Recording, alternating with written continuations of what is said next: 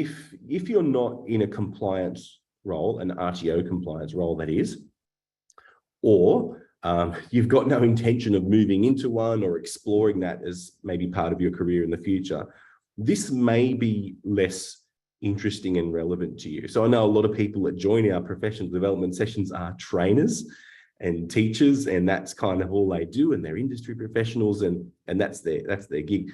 So this session is purely about compliance. There's no training tips or anything like that, but definitely relevant to anyone in an RTO compliance role or RTO management role. And it really is sharing a bit of my personal journey in running an RTO and what I've found to work really, really well to build confidence and strength in the compliance program that you've got. So I'm not going to try and tell you what you must do. I really hope that you can take some things away from today's session and apply them in your own way. You'll put your own flavor on things, and I'm giving away a heap of stuff. So there's there's a really good template you can use if you like using tools like Trello. There's a whole Trello template you can grab, and yeah, just use them for free. I hope they're useful, and even better if you can adapt them and improve them. And of course, if you do improve them, please let me know what you've fixed, how you've made them better. So let's make a start. We'll look at the roadmap for today. Also, if anyone's going to the VELG, the National Vet Conference this week, this is kind of like a condensed version of my presentation for my session on Friday at the conference. So if you're going to the National Vet Conference and you were thinking of popping into my session, this is kind of the content. So maybe you can go and enjoy someone else's session if you're here. Thanks for sharing your time with me. Okay, so the roadmap for today is the problem and my journey, a little of my journey there, the solution and the gift of confidence. Program, is it possible to do compliance in 30 minutes a week? Well, that will depend on the size of your RTO, but it certainly is possible. And looking at how we can set up a program that goes, once a year, once a month as needed, planning out how we actually plan it out, all the free tools, and getting others involved, and then a kind of a call to action or where to from here.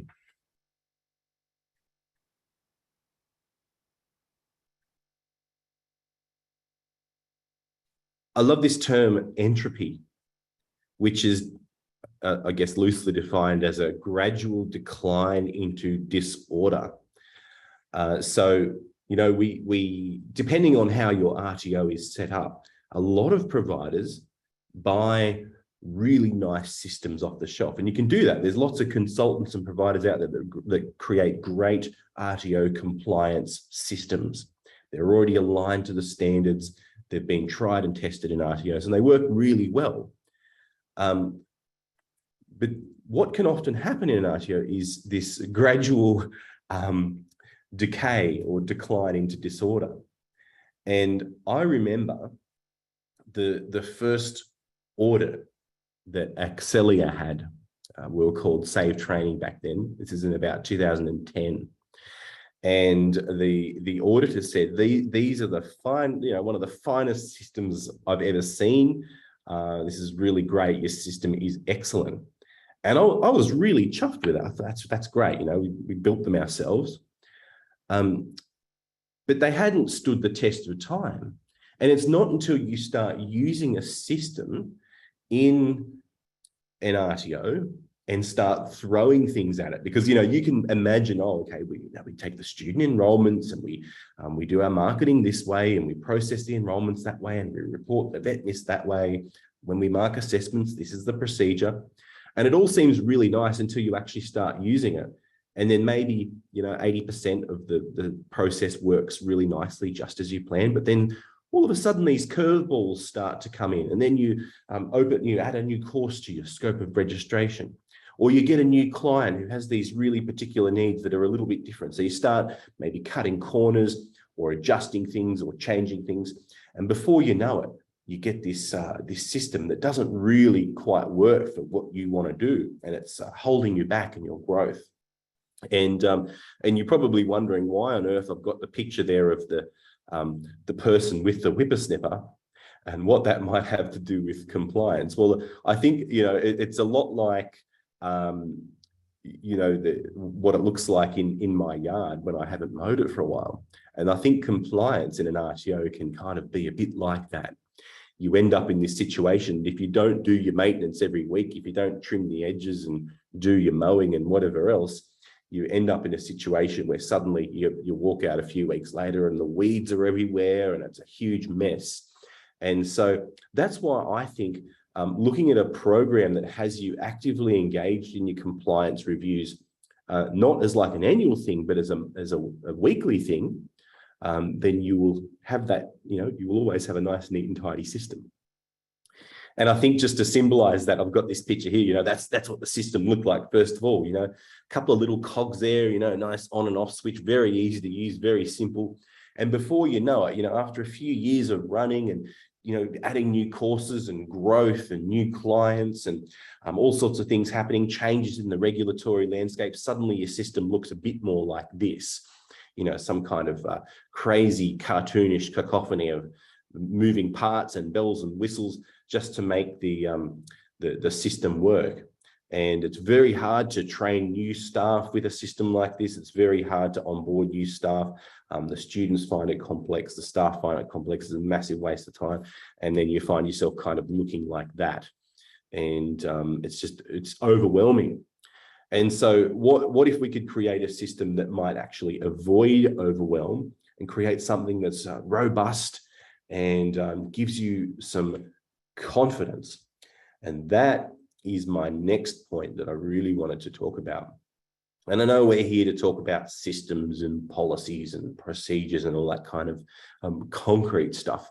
But if you don't mind me getting a little bit airy-fairy for a moment, I think it's important to talk about the power of confidence. Because, you know, I've got this quote here from Cicero: if you have no confidence in self, you're twice defeated in the race of life.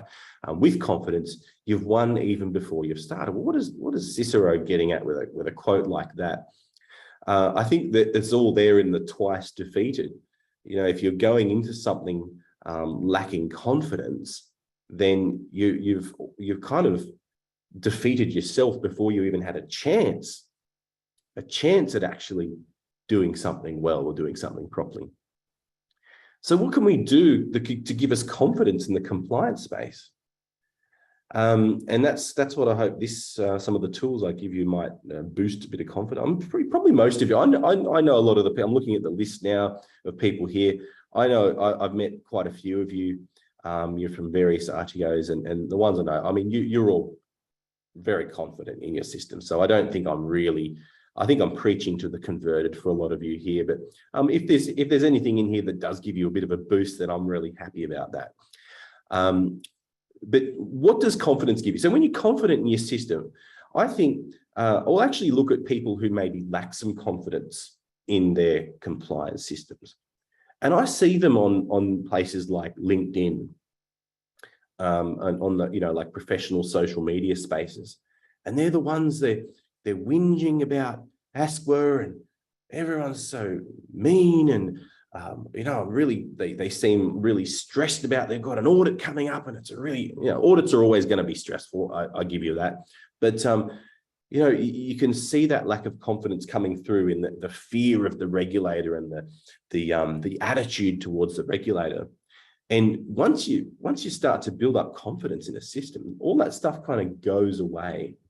And I think when we have, I think there's a tendency to kind of do an annual review on compliance, because you know, for anyone who's an ASQA registered RTO, they have an annual declaration on compliance, which is usually most people's opportunity to kind of go through, review the standards and make some declarations and say, yeah, we're compliant with the standards, or maybe we're not really compliant in these things and we're committed to fixing them, or whatever it might be.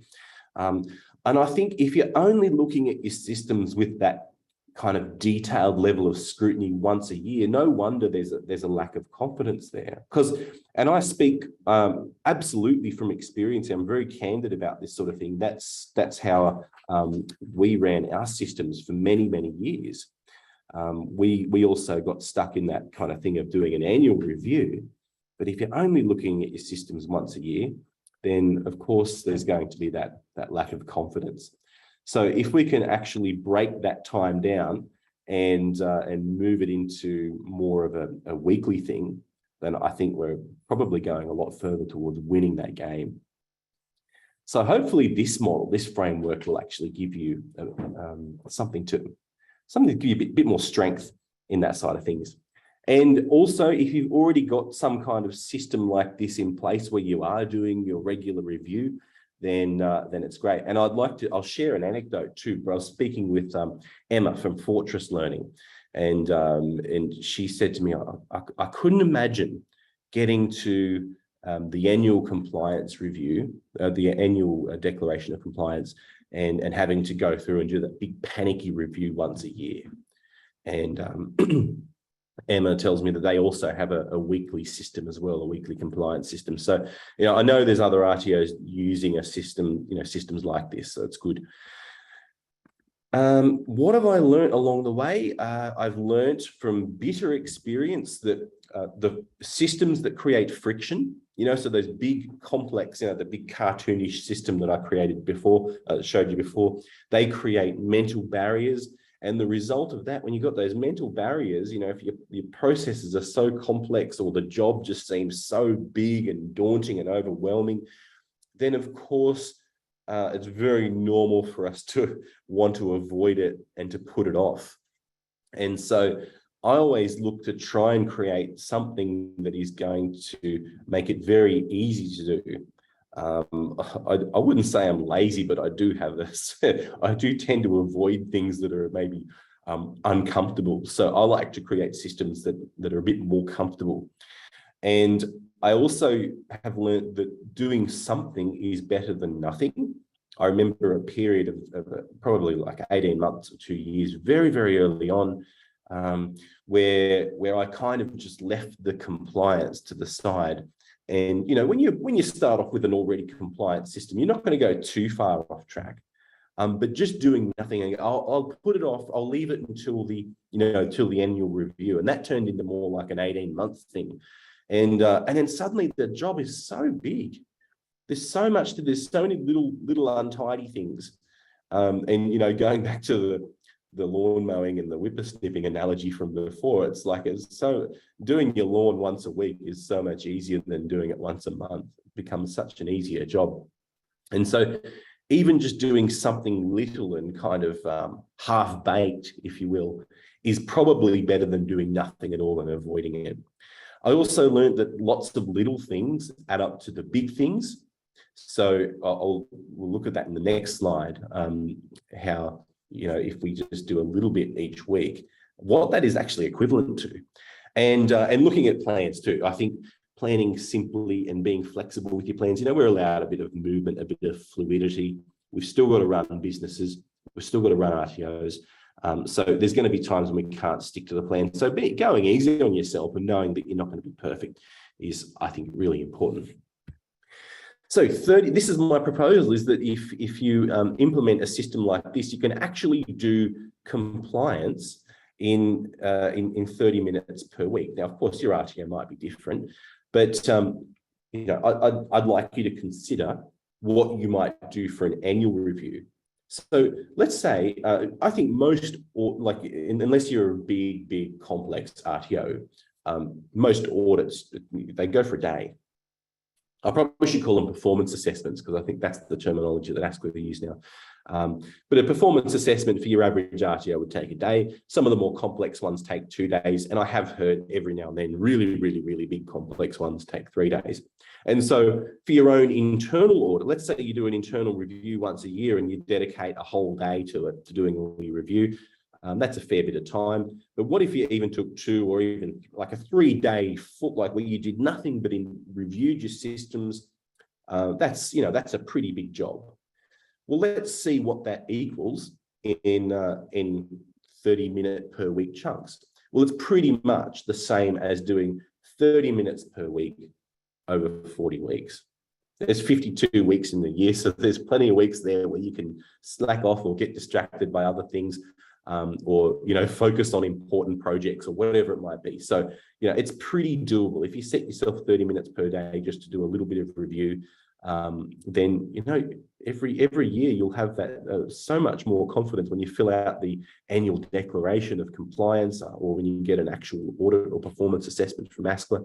And I think with that, you have a lot more confidence to grow and to do lots of, I think sometimes when you're in that state of fear and uncertainty about regulation, it can actually stop, especially for the private providers. It can really stifle growth, because you're afraid of, maybe, oh gosh, if we do this thing, we might get in trouble for it. Is this compliant? Are we allowed to do that? But if you're doing that regular review, it'll give you more confidence to grow. So there's now onto the actual system. So there's three. I like to keep things simple. Like I said, if it's too complicated, I'll probably not do it. So I've divided it up into three categories, and I like to use simple words here. So the three categories are: number one, stuff that should be done once a year. So there are plenty of compliance obligations that can be done once a year. Then there's stuff that can be done once a month, so it's like a regular thing. And then there's just stuff that can be left and only done as needed. So I've used some PowerPoint Kung Fu, and I've created a bit of an animation to kind of visualize what we might mean with that. So here's the annual stuff. So the things that we can review on an ongoing basis in a cycle over the period of 12 months. So we might go through, and you see the little dot moving around there, we might look at our complaints and appeals process, governance, how we support our learners, how we do marketing, the amount of training, what third-party arrangements we have, our training and assessment strategies. So these kind of things we just review, and they're just part of our little 30-minute per week, or whatever, however you put your time in, part of our regular review. It gets done once a year, but you're constantly going through it. Then you've got your monthly stuff. So things that I think are really, really important, that you probably should be checking a lot more regularly. Things like professional development for trainers, engagement with industry partners, doing your assessment validation stuff. I think doing that on a regular basis is so much better than having your big, scary annual thing where you've got to get all your stuff validated or whatever. And it just makes the whole thing a lot more manageable. So I mentioned there was three categories. So first one is stuff that you do once a year, stuff that you do monthly. And then there's the stuff that you kind of do as needed. So, let's say you have a, new trainer coming on board. And so you've got an onboarding process, and there's a whole thing that goes with that, but it's only as required. Might be there's a complaint, hopefully not, but maybe you get a complaint, and that will trigger a more in-depth review into a certain area. Maybe there's a new course that you're adding to scope. And so that means you've got to go through and really look at the way you support your learners, how you market it, and all that kind of stuff. So all these things will give you the opportunity to review things as needed, in possibly in more detail, or looking at it through a different lens. So there's kind of our three things in action: stuff you do once a year, stuff you do once a month, and stuff you do as needed. If you have any questions along the way, please pop it into the questions box.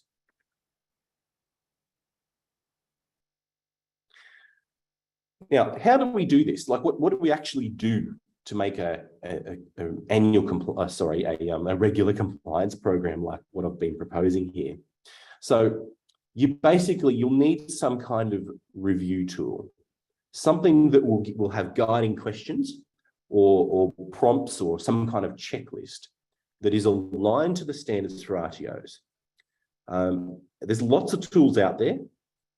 I've given you one, and they'll be available as part of the follow-up for this, and I'll put a QR code on the screen in a moment.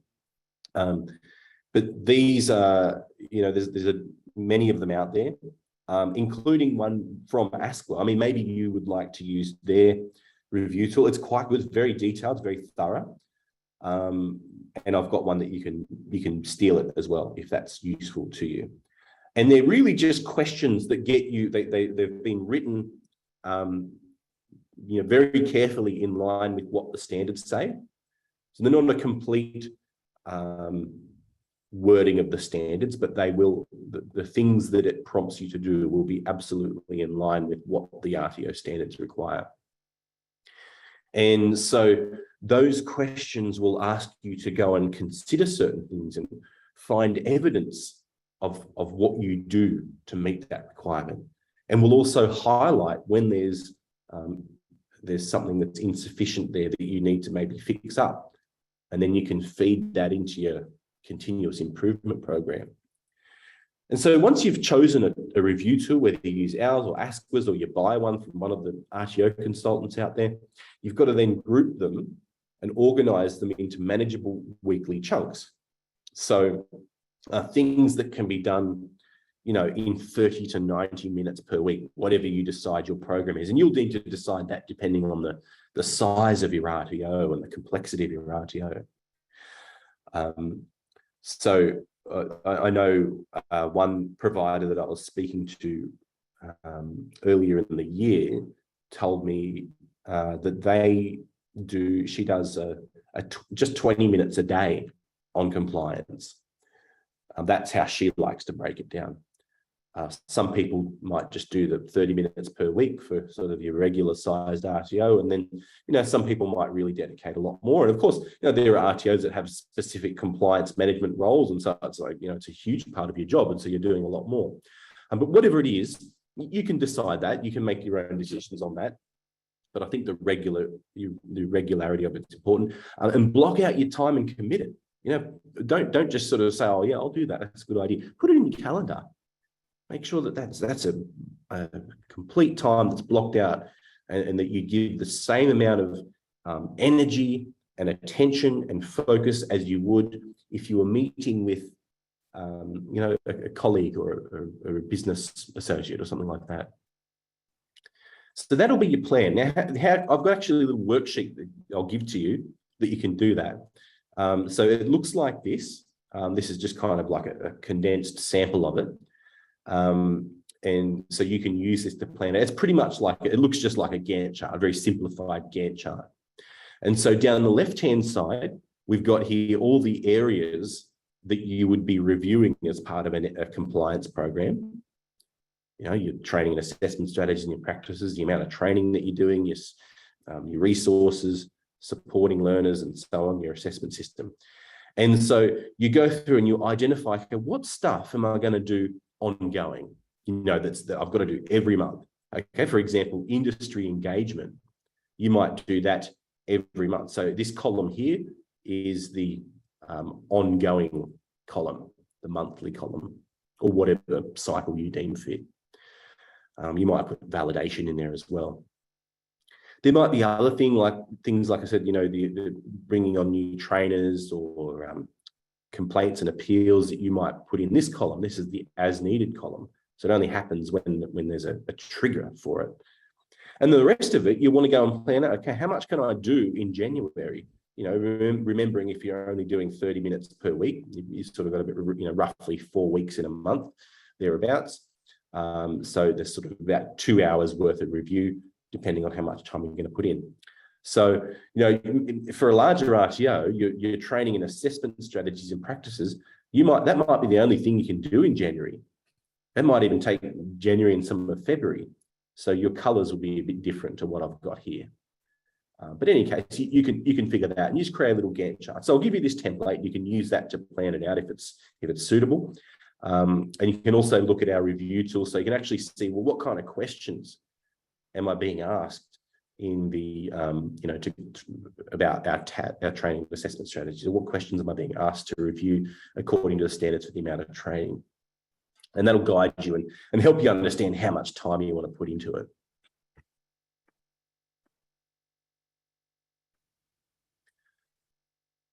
There's another way to set it out too. So this is the, there's another template that I've given you. I'm not sure if anyone uses Google Docs, but I really love some of the new features they've put into it. So in the picture, in the screen here, you can see there's the checklist and these little drop-down lists. And I think they work, they're similar kind of thing in Microsoft Word too, so you could probably work it that way. But this is a really good way of kind of using it as like a little project management tool. And you can kind of, you know, have done and in progress and to do. And, you know, you can still see it broken down into our 3 categories: monthly, annual, and as required. And you've got the months listed here. So that might be a useful way too. If you sort of, if your mind works more in that kind of format, then that's great. Another free tool for you to grab. And the other one I've got here too, I'll just quickly jump ahead to this one. We've got the Trello board. So I'm not sure if any of you use Trello, but it's really good for this kind of stuff, for, you know, kind of managing a program or a project. So I'll give you the link to that in just a moment, but you can actually use that you can take the template and sort of apply it for your own system. If you've never used it, it's worth looking into. You can actually fully use this for free in Trello. You don't have to sort of have a paid account, and it will give you all the functionality you need. And you can see, I mean, this is sort of an animation here, but you can actually see, you know, you can actually divide them up into the lists of the monthly stuff and the annual stuff and the as required. And then you've got a nice little done list, and you can see, you know, it even pops the confetti when you move it to a done thing. So it gives you that kind of visual satisfaction. It's almost like moving things from the in tray to the done tray on your desk. So that kind of physical metaphor is quite good. I'll just jump back here. So this is, you know, you can do your QR code as well, but I'll make sure as the follow-up to this session, I'll also send the link if you don't want to do it on your phone. This was more for the conference people to hold their phones up and do their thing, but that will take you to all the stuff.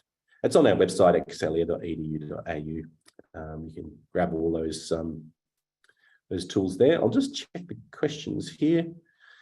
Okay, thanks, Beryl. I'm really enjoying your contribution to the session today, Beryl. Thanks for that.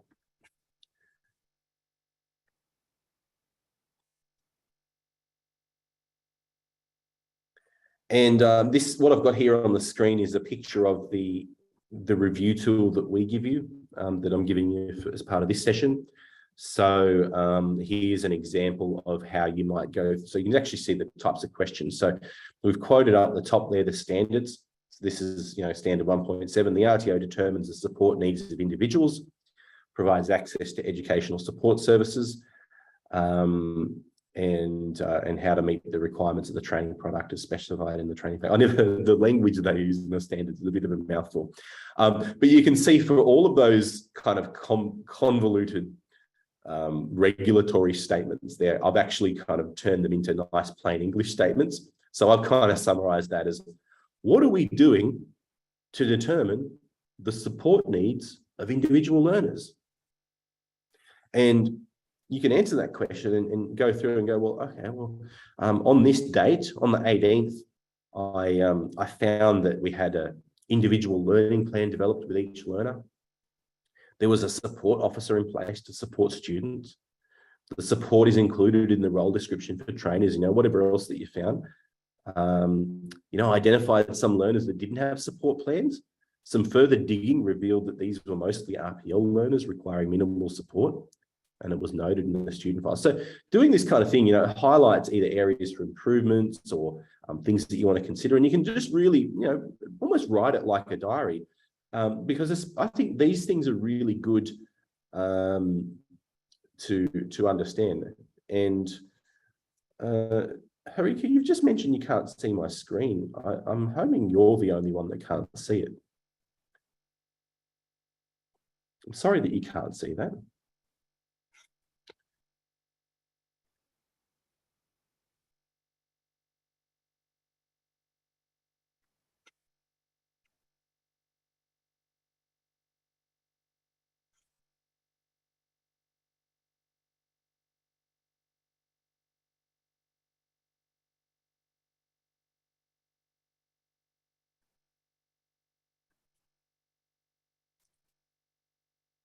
hopefully that gives you a better view.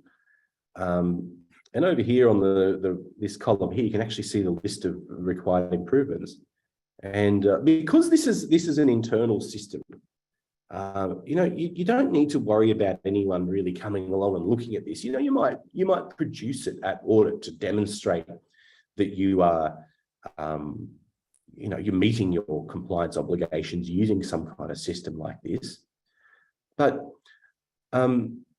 you can actually really get honest with yourself, and I think that's so important. Don't kid yourself about things being compliant when they're not, and jot them down.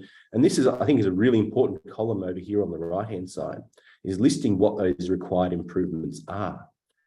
And you can actually put them in as a checklist, and you can use the little drop down thing of in progress or done or to do, or feed them into whatever other continuous improvement process you have, and identify who reviewed it. And it just creates a really good ongoing journal or diary of what's actually been happening in terms of compliance reviews.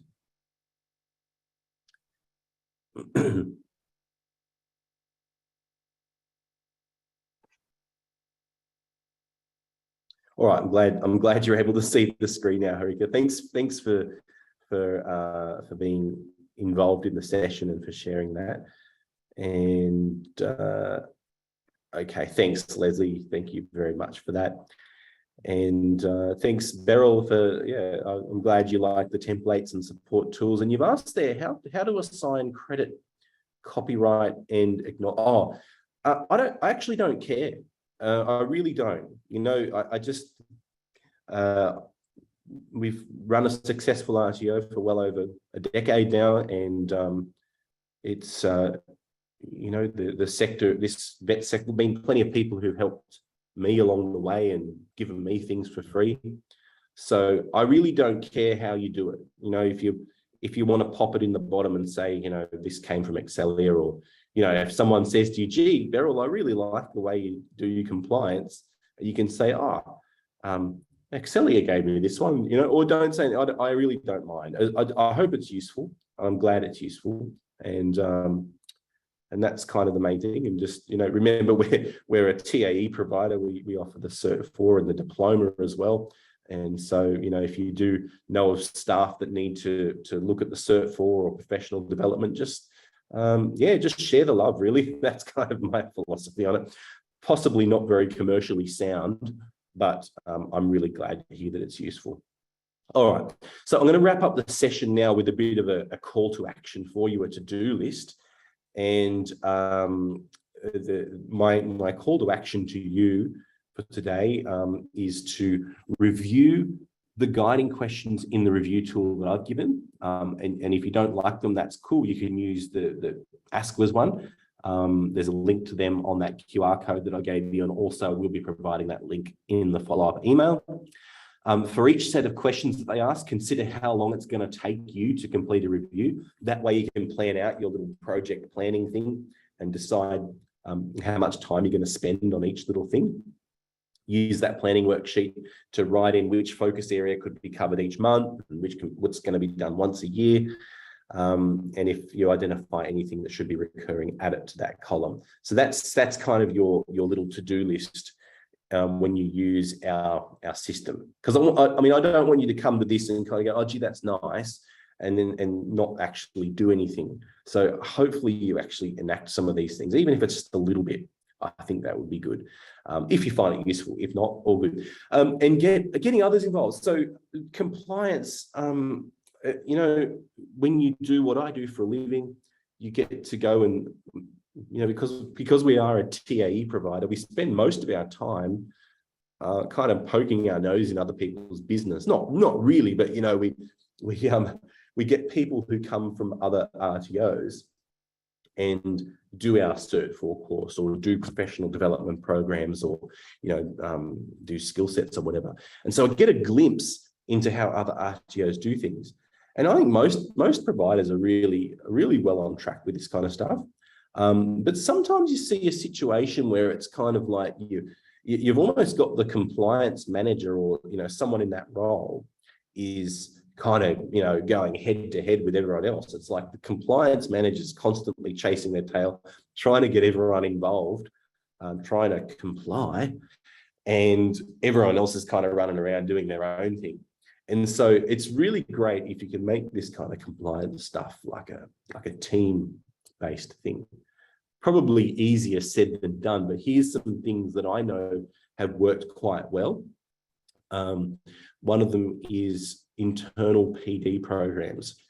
We do that here, and it's really fun to, it's really empowering to say to your trainers, you do some PD, go and research something, whether it be, often it's going and reading a book. Like there's a lot of really great books out there now on, really on the latest research of the science of teaching and learning. Go and read that book and take some notes, and then do a summary PD session for the rest of the trainers. And it really builds people up and empowers them to be able to share that knowledge and what they've learned with other people. Or if they, if they go off to a conference and, they've gone and they've done a professional development session somewhere else, they can come back and then they can share it with the rest of the staff who didn't go to the conference. Things like that. So these kind of things are really good. Or they might have an area of expertise that they want to share. You can have incentive programs. They can be useful, like if you almost sort of gamifying it. So maybe if you do so many industry engagement exercises per quarter or something like that, you can maybe have a bit of a reward, a dinner or something, whatever it might. You can decide what's the right kind of reward there. Mentorship is really great, having connections between, really senior and experienced professionals. It's really wonderful to see people come to life under, a quality mentorship arrangement. And it's also very empowering. And we've got here some automatic reminders. So there's so many cool tools out there now, like often are free, that will create reminders in your calendar, you integrate things. It's tools like Trello that will help you kind of manage things by sending out automatic reminders, emails to staff, make sure you submit any PD you've done this month, or make sure you submit any validation activities, and just a reminder, here's how you fill out the PD form, just to keep it front and center. So using that automation is really good. Regular meetings, I think, is important, not just to waste time, but just to keep everyone on the same page. And don't just make it one way, get everyone involved, get someone else to contribute, make it a real sort of team and community-based thing. Just going to check a couple of questions here. So Beryl, thank you. You've said here, TAFE have been pushing the issue of copyright. Yeah, I understand that. And it's, I'm probably a bit strange in the amount of stuff that we just give away, but yeah, the lesson there, I'm glad you asked, because the lesson there is always to check, especially if you're using other people's property in your work, even for educational purposes. Sethu says, thank you, Paul. Thank you. Yeah, no worries. I'm glad it's helpful, Sethu. And Thomas, you said, what's your view on compulsory PD for trainers, telling them what they have to do as part of their PD? Oh, Tommy, that's a good one. Well, if you look at it from the perspective of the standards, well, PD is compulsory anyway. It has to be done because the standards say it has to be done. So if you want to be a compliant RTO, then trainers are going to have to do PD. But I think, it doesn't have to be like you have to do it. I think there's a way of using that as a way to drive home the importance of it, in the same way that we might do that with workplace health and safety. The law says that we must provide a safe workplace for ourselves and our employees and our staff. And I remember sort of when workplace health and safety, really became a big deal, and some of the more traditional workers, they'd kind of whinge and moan, oh, gee, back in my day, we used to just use common sense. And but over the years, I can really see a shift in the attitudes towards workplace health and safety. And it's more about going, yeah, the law says you have to do it, but also, isn't it wonderful that you get to go home to your family tonight, in good health, because you work in a safe workplace and that you contribute to that. And so if you kind of take the same tack with PD, you can say, well, yeah, the regulations say we have to do PD, but how can we make this really actually a wonderful thing, a really positive thing? Isn't it great that you get to work in a team of like some of the best trainers in Australia, because everyone's got this culture of professional development. Everyone's hungry for professional development. They're really excited about learning and connecting and sharing that with their peers. Now, I know one of those things is probably easier said than done. Sometimes there's an embedded culture amongst teams that may be a bit resistant to anything that's kind of, that might seem dictated. But if you can really get their buy-in and say, yeah, not only do we have to do it, but let's look at how this is actually a really great thing. What are the benefits to PD? That might be a bit of a fluffy answer for you, Tommy, but hopefully it gets you on the right track there. But that's my view. I haven't really met any trainers that kind of whinge too much about doing PD when they can genuinely see the benefits for themselves and others. Patsy, you've contributed there. Great to see you, Patsy. Maybe have an ongoing PD included in the employment contract. Also have voluntary PD sessions at work. Yeah. Yeah, no worries, Beryl. Glad it's useful. And Tommy, you've said you agree your experience. I'm experiencing being told what to do. Very demotivating. Yeah, same. I'm not a fan of that either, Tommy. I think there's a way of kind of changing the story around it. And Beryl, you've asked what is the PD for Certificate 4 TAE 40116? I'm not quite sure. I'm going to guess at what you might mean there, Beryl, but it might not be what you exactly mean. But I'm guessing you mean, okay, someone got their Cert 4 in training and assessment. They're now qualified. They hold the qualification. You're a qualified trainer. So what's your PD ongoing from there? Well, I think the standards give us good guidance on that. If you look at the standards for RTO, they're pretty clear about PD. So it should go in, two key areas. Number one, professional development in vocational education, teaching and learning. So that's everything for how people learn, teaching strategies, learner support strategies, helping disadvantaged learners overcome any barriers, maybe sort of compliance stuff, anything to do with the vet sector. So all the vet teaching and learning stuff. So that's the first one. And the other one that's required is there's the requirement to develop professionally in your industry area. So if you're teaching plumbing at TAFE, you need to do professional development in teaching stuff. And you also need to do professional development in plumbing. So go out and actually, work a couple of days per year in the industry so that you're up to date with all the latest plumbing tools and technologies and practices. So I'm not sure if that's kind of the direction you were heading, Beryl, but that's kind of what most people with a Cert 4 end up doing for their own professional development. Great question. Over to you now. I think I would love to hear if you have any tips, because I know from looking at the list here, there's a ton of people in this session who are actually really experienced RTO practitioners. So what's worked for you? I don't have all the answers.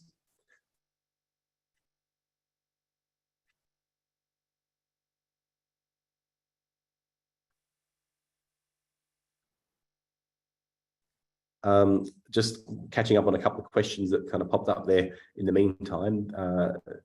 And Prabha has said, thank you for the session. You agree internal PD programs are really important, not only in vet sector, but in all sectors. I'm glad that answer was helpful, Leslie. And Beryl, you've asked a very, very provocative question there. What are your thoughts of the new TAE 40122? I've written an article on it. and it kind of, I'll send it to you after the session if you want to have a look. Actually, if you just go on our website, you'll, in the resources section, you'll see a very long list of my thoughts, mostly positive, to be quite honest. I know it's it can be distressing, and I know people are really distressed because of what happened last time when the TAE 16 package got rolled out. And basically, you know, there were almost no providers because they wiped the slate clean, and every TAE provider had to reapply, and you know, tons of them were getting rejected. And so it went from something like, I don't know, 800 and something providers down to, I think we were like the 20th provider that offered it or something. And it was really stressful for everyone. And you know, and they had a deadline, and you have to get your new TAE by this date. And that was, I think that was probably not a really great way to handle it. And I don't know, like, it's very, very easy from our perspective to go and pretend that we know how we could have done it better. But this time, I don't think it's going to be like that. You know, the industry reference committee, we've been pretty involved in that industry reference committee, been really pushing for, you know, for it to not be like that, to not be a mandatory upgrade. I think really, you know, because all qualifications go through this review every 5 to 7 years. So it's very normal. We're right on cue for a new Cert 4. And it's just the evolution, you know, and they've put new stuff in there to do with e-learning, because what's happened in the last couple of years is we've been pushed into learning how to do e-learning better. And so it kind of makes sense that would be kind of embedded into the qualification a bit more. There's some complexities in there that I think, you know, maybe could have been done a little bit differently, but it's very hard to create a qualification like the TAE. I really don't envy the Skills Service Organisation, PwC Skills for Australia, who have the job of kind of bringing together the diverse perspectives of, you know, literally thousands of trainers, RTOs, industry professionals who've all got a different take on things. And remember, this is like a very unique qualification because, you know, it's a diploma in accounting affects accountants, and that's it. Whereas a Cert 4 in training and assessment is used by a hairdresser, a plumber, you know, all the TAFE teachers, from, you know, large TAFE colleges through to tiny, you know, mum and dad RTOs that go and do the first aid certificate on a weekend. So it's a very diverse qualification. So that's my kind of cop-out answer, Beryl. Sorry. You can read my article for a bit more of a rundown on that. I'll send you the link. I've just scrolled down here. Tommy, you've said, will trainers just do upgrades? Trainers just do upgrades? I don't know. It's a really, I did a mapping process between the the current Cert 4. We've got to remember the new one hasn't even been endorsed yet, and there's a huge amount of changes in who's, we don't even know who's going to be responsible for endorsing training packages next year. It was going to be ASQA, and now they've kind of backflipped on that in the last couple of weeks. So we've got to remember there's a draft version, but it hasn't been endorsed, so it doesn't exist. So the current Cert 4 is the TAE 41116. Will trainers just do upgrades? I'd say so. There's not many equivalent units to get the new one, so I think it would be probably more of a PD choice. I like the new stackability in the qualification where you can kind of build your Cert 4 out of skill sets. That's really cool. Natalie, it's really great to see you here. Thanks for your input. Your tip is, I agree with the tools and schedule. Trello is a great tool. I find that it's important to have compliance in the back of your mind at all times, not just when scheduled, as even conversations that we have with staff each day will link to multiple areas of the standards. It has to be constantly on your mind. That's such a great comment, Natalie. I love that. Really, really important. I don't have your last name there, Natalie, but if it's the Natalie I think you are, then you've really, you know what you're talking about. And I really appreciate your comment there. Yep, thanks, Yanni, for your contribution. Natalie's added there that don't take on compliance as a role if you don't enjoy it. If you enjoy it, you'll be far more effective in this area. If you hate it, you'll avoid it and risk the RTO success. Spot on, Natalie. Love it. And yeah, that's backed up by Stephen there. Beryl said you agree TAFE's been tool trialing, playing the assessments during the current 41116 makes it challenging. It sounded very challenging. When are these upgrades? Yeah, Trevor, great to see you, mate. When are these upgrades to TAE happening? We don't know yet. I think from what I've heard, and again, it's all speculation because we actually don't have a new TAE yet. It has not been endorsed. The new TAE probably will be endorsed at the end of the year if all goes to plan. And it seems like some of the little rumors I've heard from some of the meetings that that they'll have an extended teach out period of like 2 years or something. I've even heard 3 years. So a very slow rollover, and there will not be the requirement, as far as we know, there will be not the requirement for upgrading. So you don't have to go and do it like the old one. Yes, it's me. Oh, good, Natalie. I'm glad that's you. Thank you. Really appreciate your contribution. And Beryl's suggested the changing the language from compliance and using words like challenges and opportunities. I like that. I think language is really, really powerful. And can really shift some of your mindsets around things. I love that. That's a really great suggestion, Beryl. Adila says, great session. Can you please add some more information about your research for TAE 401? Okay, I'm seeing a whole session on 40122 brewing here because of all the questions. So I love, we just do these PD sessions for fun, really. So I'll get one going and we can have a dedicated discussion about that. So stay tuned.